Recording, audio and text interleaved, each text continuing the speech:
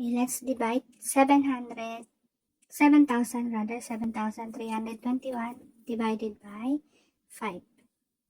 Okay, ang gagawin lang natin, yung dividend natin, which is 7,321, dodoblehan lang po natin yung bawat number. Okay, yung 7 plus 7, 14, 3 plus 3, 6, 2 plus 2, 4, 1 plus 1, 2.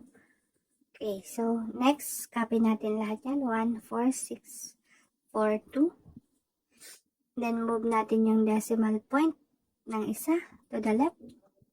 So, yan na po yung sagot natin, 1,464.2.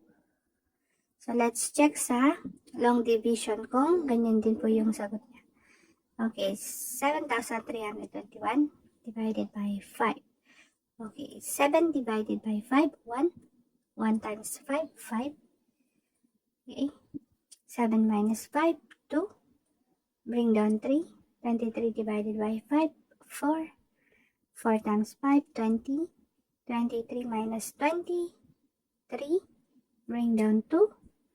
32 divided by 5, 6. 6 times 5, 30. 32 minus 30, 2. Bring down 1. 21 divided by 5, 4. 4 times 5, 20. Okay. 21 minus 20 is equal to 1. So, bring down 0. Then, nag-bring down tayo, mag-add tayo ng decimal point. Okay, so 10 divided by 5, 2. 2 times 5, 10. 10 minus 10, equals 0. So, the same po yung sagot niya, 1,464.2. Okay.